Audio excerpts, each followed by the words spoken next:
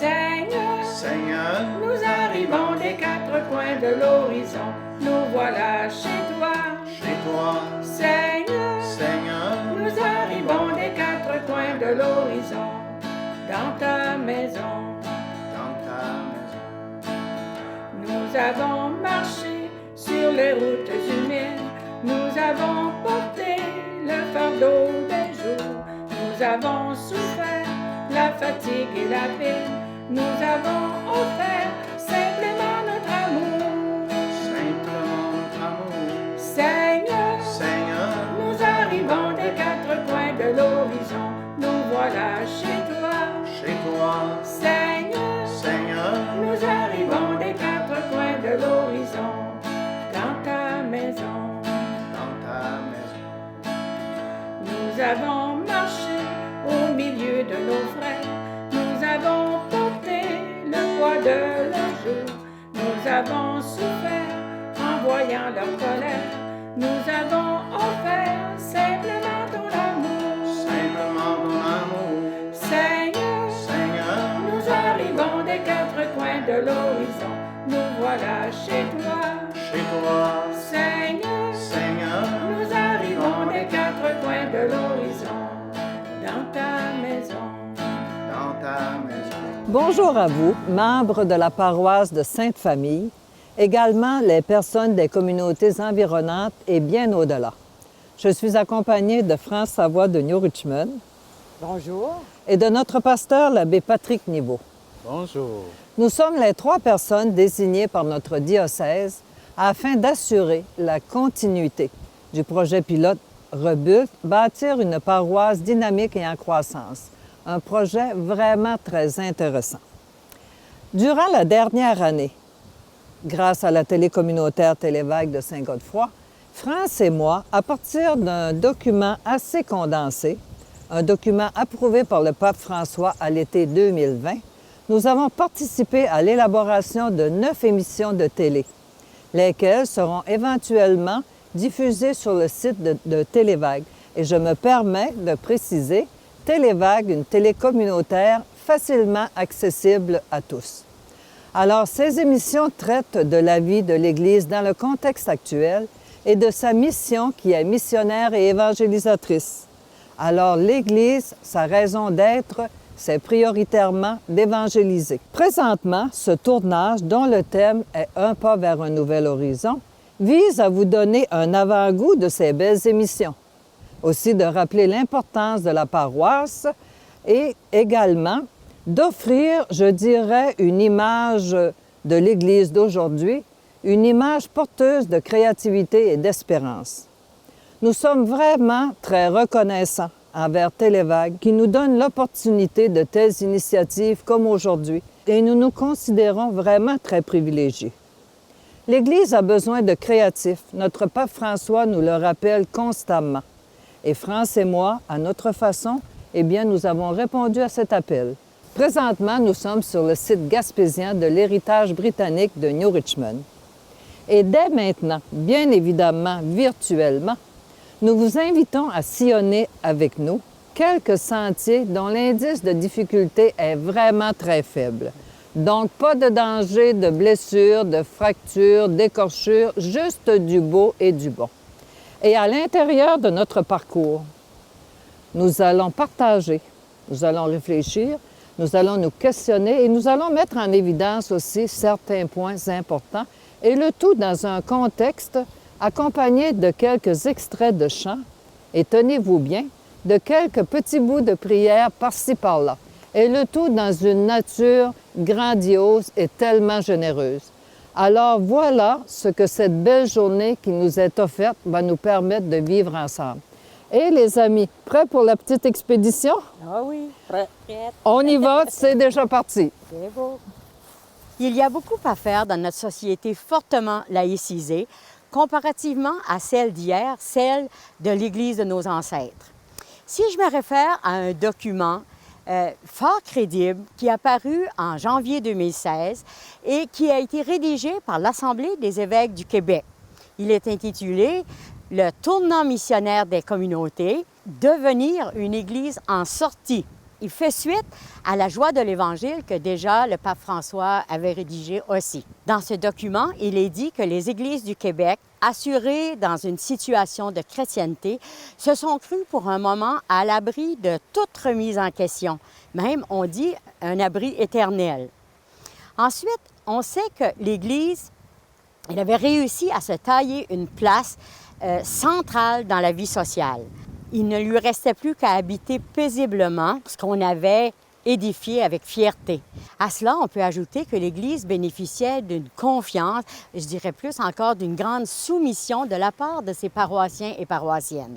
Alors, France, est-ce que l'Église remplissait vraiment sa mission évangélisatrice et missionnaire? C'est ce qu'on lui demande, c'est ce qu'on nous demande, parce que nous sommes tous membres de l'Église. Qu'est-ce que tu en penses? Tu sais, Raymonde, je pense que c'est très difficile à évaluer.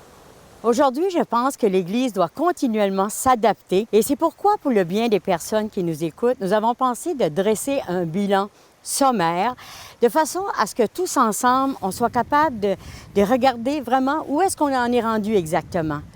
Abbé Patrick, qu'est-ce que vous en pensez? Je suis parfaitement d'accord avec vous, Madame France, Madame Raymond, parce que beaucoup de baptisés se sont éloignés de l'Église pour différentes raisons personnelles.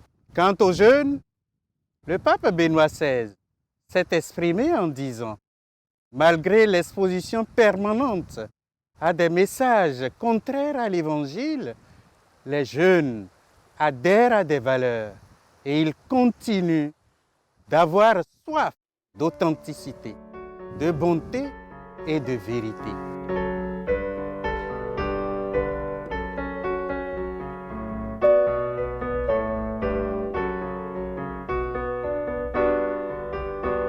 La catéchèse des jeunes évolue dans son ensemble et permet à l'Église de jouer le rôle qu'elle se doit continuellement en les aidant justement dans leur cheminement spirituel pour qu'ils puissent assurer la relève de demain. Quant à nos aînés en résidence privée, en CHSLD ou à domicile, ils sont porteurs d'un héritage spirituel qui témoigne de leur vécu, habité par la foi.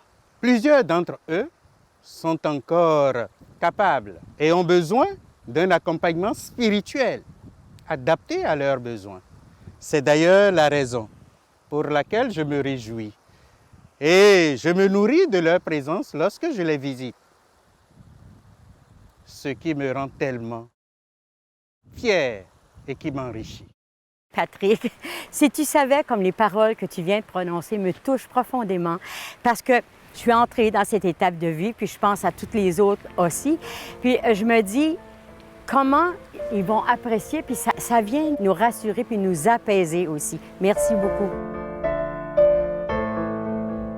Et puis Patrick, qu'est-ce que vous pouvez nous dire de notre paroisse? Eh bien, à travers une foi qui demeure toujours vivante, malgré tout, une grande réalisation a vu le jour, soit la naissance de la paroisse de Sainte-Famille, la belle et grande paroisse sous la protection de Saint-Omer, Saint-Joseph, Sainte-Brigitte, Saint-Jules et Notre-Dame des Saints-Anges. Alors, Patrick, c'est vraiment intéressant ce que vous nous amenez. Et imaginez l'espace propice à la créativité. Quel beau terrain de jeu! Parce que notre paroisse, pour qu'elle remplisse sa mission, qui est de s'aimer les uns les autres et faire des disciples, il faut que chacun, on se répète, que chacun y amène sa contribution, si minime soit-il. Et moi, je pense que ce projet est un projet de Dieu. Puis un projet de Dieu, on doit prier ça en communauté. Prier, ne jamais se décourager. Parce qu'en fait, la prière, c'est un peu le poumon de l'Église. Lord Jesus, make us love and be proud of our church. Tu nous invites à en prendre soin en nous aimant les uns les autres, tels que nous sommes, jeunes, vieux, riches ou pauvres, malades ou en santé, sans oublier les absents et tous ceux qui se sont éloignés de l'Église.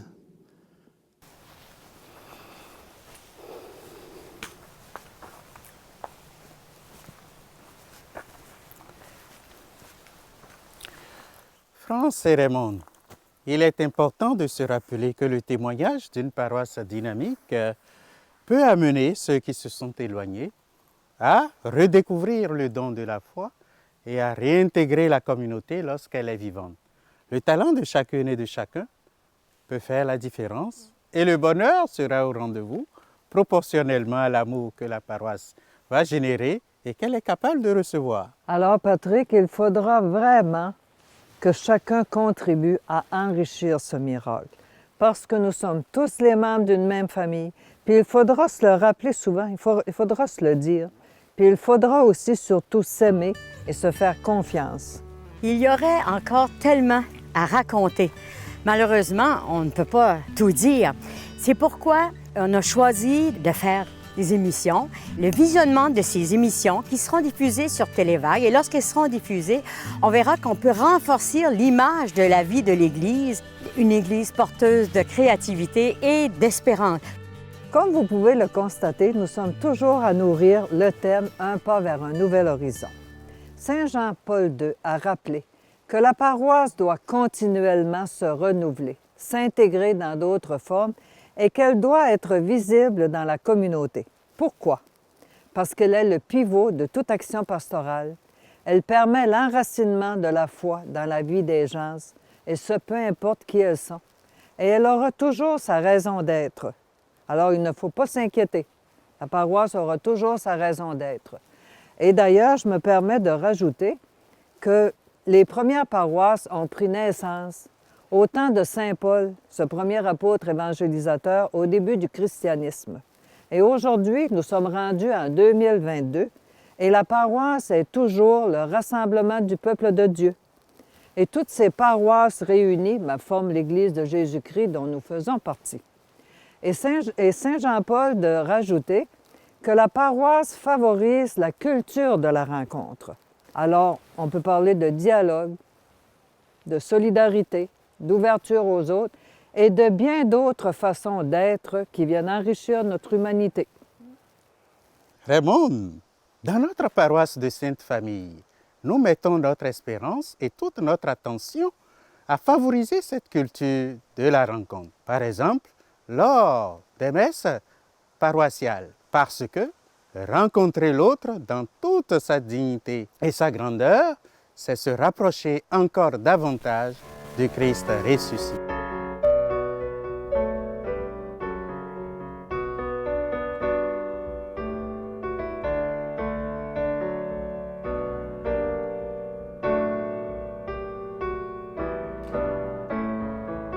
Alors, Raymond, je ne voudrais pas te relancer, mais j'ai une belle image qui vient du pape Benoît XVI. Lui, il compare la paroisse à un phare. C'est drôle, hein, mais ça arrive juste à point. Un phare qui fait rayonner la foi, la lumière de la foi et de l'espérance dans la vie de la personne elle-même et des familles. N'est-ce pas merveilleux? On peut tellement le comparer aussi pour notre communauté. Oui. Je trouve que c'est extraordinaire parce que regarde quoi de mieux qu'un phare pour nous guider. Voilà. Personnellement, et guider tout notre peuple à la marche. Hein? Tellement. Et une boussole pour nous orienter.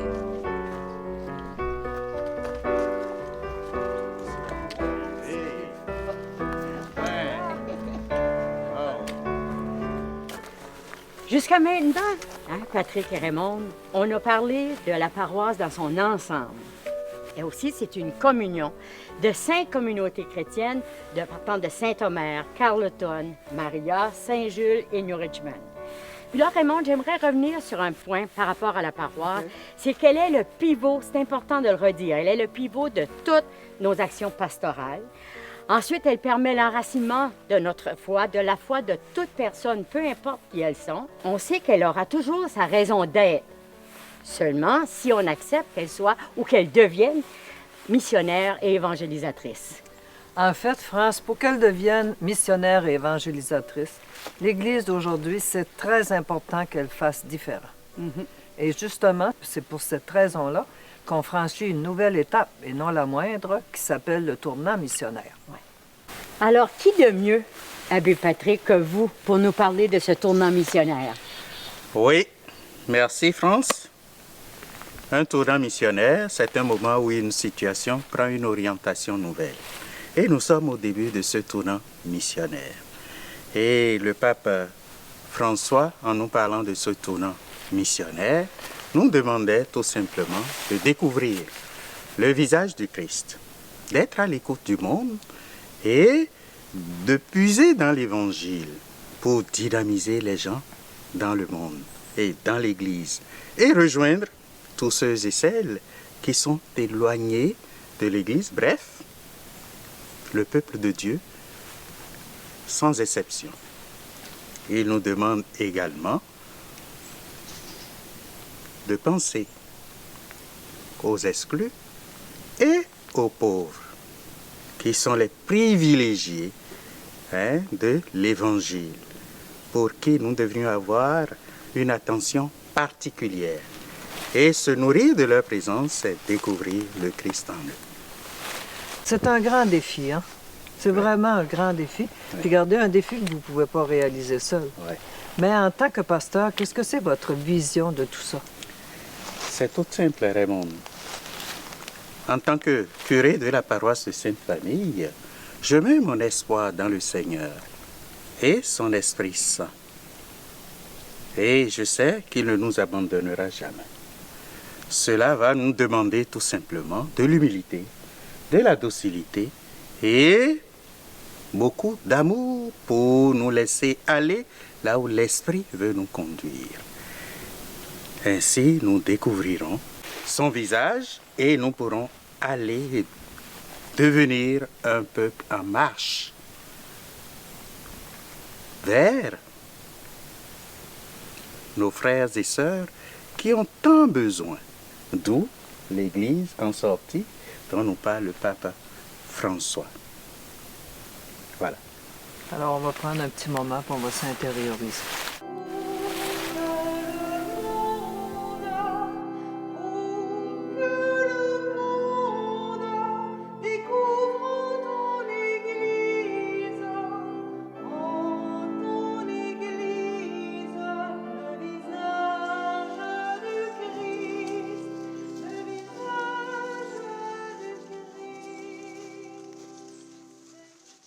Alors, comme nous pouvons le constater, il faut vraiment faire autrement et c'est très important que nos paroissiens et nos paroissiennes le réalisent. Alors, que pouvons-nous faire? Alors, peut-être se laisser toucher davantage par ce qui est beau et moins beau dans notre paroisse. Oser innover. Ouvrir notre cœur aux autres et particulièrement aux pauvres et aux exclus, comme nous le demande fréquemment le pape François. Et surtout, témoigner de notre foi. Même si ça nous demande de sortir de notre zone de confort. Faire avec Dieu. Que nos projets soient des projets de Dieu avant tout. Puis regardez, le plus bel exemple, c'est ce tournage qu'on est en train de faire actuellement. Un tournage qui nous amène à partager ensemble, qui vient nourrir notre complicité et surtout nourrir une idée créatrice. Alors, quand on regarde toutes ces choses-là, puis faire dans le plaisir, faire avec Dieu, et faire d'abord pour lui plaire. De cette façon-là, de plus en plus, nous allons devenir un peuple en marche, un peuple de Dieu. France, comme laïque, que signifie pour toi être missionnaire de l'Évangile?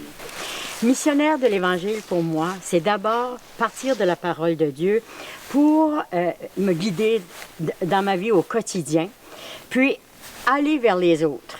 Aller vers les autres. Les premières personnes où j'ai le goût d'aller, c'est naturellement, là, spontanément, ma petite famille, mes petits-enfants.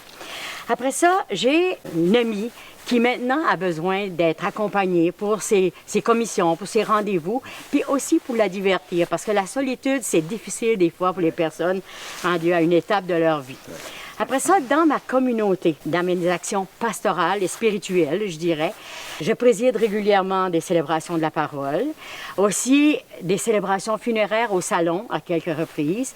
Puis, j'ai organisé une soirée de prière pour la paix en lien avec la guerre en Ukraine, en invitant toutes les communautés chrétiennes locales à participer avec nous. C'est une expérience qui a été extraordinaire. Puis, savez-vous quoi?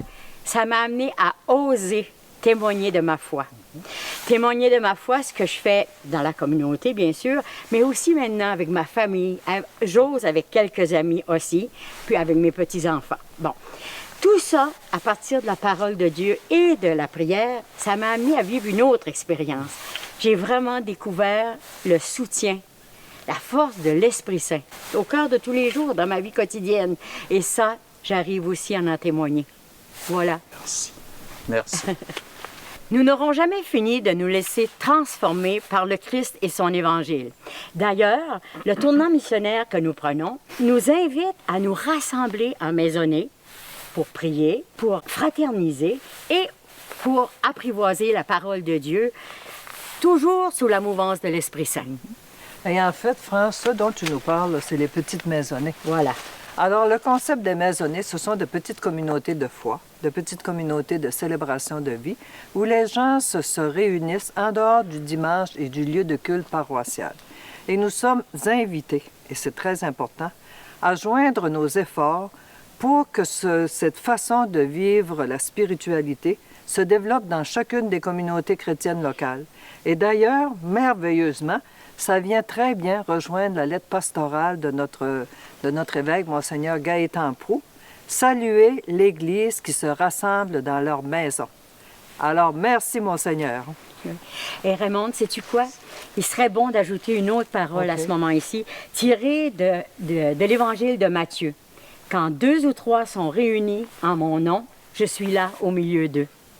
N'est-ce pas, hein? Très bien, Oui. très bien. Qu'il faut faire preuve de dynamisme pour permettre à chaque baptisé d'être disciple de Jésus en répandant dans son milieu de vie la lumière, la joie, l'amour du Christ ressuscité et d'être missionnaire de l'Évangile. Cette mission peut nous sembler difficile, voire même impossible. Jésus vient nous dire que notre joie ne doit pas se fonder sur des résultats immédiats et éclatants, tout en nourrissant la certitude qu'il fait toujours route avec nous. Et rappelons-nous que l'Esprit Saint nous précède toujours.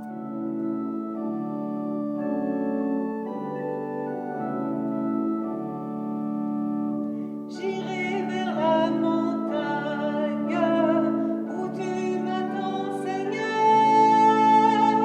J'irai vers la montagne, là-haut dans ta maison. Gens de toute race, amis étrangers, venez prenons place, il faut partager. J'irai vers la montagne où tu m'attends, Seigneur. Dès que nous posons les pieds ici, au sommet du Mont Saint-Joseph, que d'émerveillement devant la grandeur, la splendeur d'une si belle création. Un tableau quasi signé de la main de Dieu. Que tes œuvres sont belles, que tes œuvres sont grandes. Seigneur, Seigneur, tu nous combles de joie. Que tes œuvres sont belles, que tes œuvres sont grandes. Seigneur, Seigneur, tu nous combles de joie. Puis, tant de grandeur, je trouve que ça nous amène à vouloir nourrir notre créativité, nous autres aussi, pour être capable de la mettre au service de notre paroisse de Sainte-Famille. Pourquoi pas, hein? Eh bien, oui, pourquoi pas, ma chère France? Pas vraiment.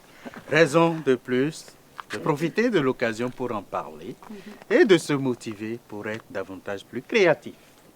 Et savez-vous qu'au début de son ministère, le pape François a justement rappelé l'importance de la créativité, qu'il traduit par chercher des voies nouvelles pour mettre en œuvre des moyens de rajeunissement du visage de l'Église, afin qu'elle se dynamise pour l'annonce de l'Évangile.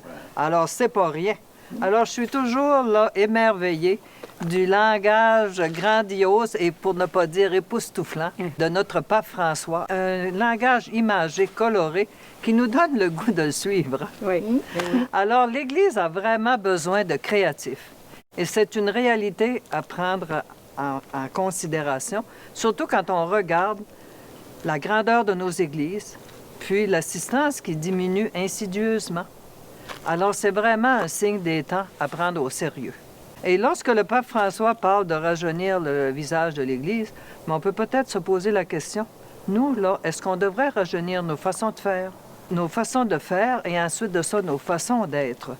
Puis, savez-vous, dans ce tournant, tantôt, dans le sentier, je me disais, on n'a jamais autant parlé de nous et des autres aussi, de tous les baptisés en Église. Parce que toutes les fois que nous parlons de l'Église, qu'on en parle bien ou différemment, on parle toujours de nous. Et savez-vous, on a vraiment tous les dons et les talents qu'on a à l'intérieur de nous pour embellir notre Église. Alors ça, là, on n'a pas à douter de ça. Puis gardez, à toutes les fois qu'on a le goût, l'énergie, l'audace d'essayer de prendre de nouvelles avenues pour enrichir notre Église, pour l'embellir, alors à ce moment-là, si nous le faisons dans le partage, la fraternité, et surtout, s'il vous plaît, dans le plaisir, c'est extraordinaire ce qui peut se passer. Puis, à notre façon, nous participons à la beauté de la création. Parce que la création, dans son ensemble, elle est extraordinaire. Et à cela, j'ajouterais, à toutes les fois, dans notre paroisse de Sainte-Famille, que l'on met l'épaule à la roue pour poser un geste significatif, à ce moment-là, nous aidons l'Église à remplir sa mission qui est missionnaire et évangélisatrice. Lorsque je vois la statue ici en haut, offrons ce désir-là à Marie. Marie, la mère de l'Église, Marie, notre mère, puis regardez Marie qui a probablement le regard constamment tourné vers l'Église de son Fils. Demandons-lui qu'elle nous aide à bien vivre notre mission et surtout à nous faire découvrir la joie de servir. Puis regardez, on va prendre un petit moment pour être en union de prière avec l'abbé Clifford. Marie, notre mère, tiens-nous la main et marche avec nous dans ce projet de faire de notre paroisse, Sainte-Famille, une paroisse dynamique et en croissance. En Église, il faut user de discernement pour faire des choix judicieux à partir de ce qui existe déjà et en tenant compte des signes des temps afin de donner un dynamisme évangélisateur. D'ailleurs, le Seigneur nous invite à reconnaître le signe des temps, à en tenir compte et à les interpréter à la lumière de l'Évangile. Le pape François nous dit que les temps changent. Et nous, chrétiens, nous devons changer continuellement dans la liberté et la vérité de la foi. Nous sommes donc invités à poser un regard confiant sur la vie en Église et à se mettre à l'écoute de l'Esprit Saint. Alors aujourd'hui, nous sommes invités à trouver d'autres modalités par rapport à ce qui se fait habituellement dans l'Église. Et l'Esprit Saint, qui est toujours avec nous, qui nous précède, va faire en sorte qu'il y ait de la nouveauté qui arrive, de la nouveauté porteuse de vie. Et il faut aussi se dire que notre Église, l'Église de Jésus-Christ, est toujours en constant renouvellement. Et il faut garder cette façon avec des yeux remplis d'espérance et non comme quelque chose qui nous est imposé, mais plutôt quelque chose qui va nous amener à cheminer ensemble. Alors, c'est un beau défi à relever et nous avons tout ce qu'il faut pour y arriver, pour que notre Église soit vraiment davantage missionnaire et évangélisatrice. Raymond et France, quelle belle façon d'apprendre à aimer sa paroisse et d'en être fier. Pour promouvoir l'esprit missionnaire, d'abord dans notre paroisse de Sainte-Famille, au risque de se répéter, il est important d'oser témoigner de notre foi. Commencer tout en douceur, peut-être simplement en ayant le courage de dire que nous sommes chrétiens ou chrétiennes. Personnellement, je me sens particulièrement missionnaire lorsque l'occasion m'est donnée de redonner un peu de dignité aux gens. Et j'ai probablement découvert cette façon en Haïti, un peuple tellement blessé et souffrant. Et même, regardez, dans nos communautés, on a l'occasion de redonner de la dignité aux gens. Et lorsque on travaille avec Dieu, bien évidemment. Alors, quelle que soit la couleur des gens, leur croyance ou non, il y a des occasions qui se présentent qu'on peut apporter beaucoup à d'autres personnes. Et actuellement, je vis quelque chose de vraiment enrichissant, de privilégié. Je participe à une petite maisonnée avec une jeune famille de notre paroisse de Sainte-Famille. Alors, à toutes les fins de semaine, on prend un moment pour partager l'Évangile de Jésus, pour la méditer ensemble, pour prier et en même temps, partager aussi notre quotidien. Et savez-vous, à la fin de chaque partage, il y a la bonne nouvelle à découvrir et cette bonne nouvelle-là nous donne un élan pour vivre la semaine qui s'en vient. Alors, c'est vraiment merveilleux. Est-ce que ça fait de nous vraiment des missionnaires? Alors, je pense que c'est vraiment la parole de Dieu, l'Évangile, qui fait le ou la missionnaire. Et à travers les expériences de ma vie, il m'arrive à me dire, est-ce qu'on peut être baptisé sans nécessairement se nourrir de la parole de Dieu? Je pense que ça serait difficile. La vie en Église, elle est engageante, elle est exigeante et parfois ça peut arriver qu'on manque de courage. Mais pour résister à la tentation d'abandonner, il faut s'en remettre à Dieu le plus grand architecte. Il faut faire confiance à l'Esprit Saint, celui qu'on dit son contremaître. Ce sont des grandes images, mais ça parle, parce qu'on dirait c'est solidité, hein? On peut se fier. Et nous, mettre ensemble nos forces, nos talents, nos dons que nous avons reçus pour aider justement l'Église à remplir sa mission qui est missionnaire et évangélisatrice. Et France, de cette façon-là, nos célébrations vont être plus vivantes et invitantes. Voilà. Nos rencontres plus fraternelles, plus chaleureuses. Puis on va se réjouir aussi de faire partie d'une même famille, la paroisse de Sainte-Famille. Et tout ça ensemble, je pense que ça peut avoir des répercussions positives sur l'aspect financier, ce qui n'est pas à négliger. Et la souplesse et la gradualité des réaménagements requis seront facteurs de succès tant au niveau administratif que pastoral. Un pas à la fois, mais un pas décisif, dans le respect et la confiance les uns envers les autres. Marcher avec Jésus, finalement, c'est une grande aventure. C'est une aventure remplie d'imprévus. Dans cette aventure-là, il ne faut pas qu'on se sente dépourvu, puisqu'on en vient à reconnaître la présence de Dieu, le bon pasteur, qui est toujours prêt à nous porter sur ses épaules avec nos grands projets, avec nos réussites, avec nos difficultés. Puis aussi, il ne demande qu'à nous aimer. Dans notre cheminement spirituel, nous n'atteignons jamais le point où nous pourrions être et où nous devrions être. Par ailleurs, si on a le désir de se rapprocher de Dieu, qui est Père et miséricordieux, nous avons tout ce qu'il faut pour aller beaucoup plus loin. Dieu suscite votre curiosité. Vous vous demandez si c'est vrai tout ce qu'on dit à son sujet?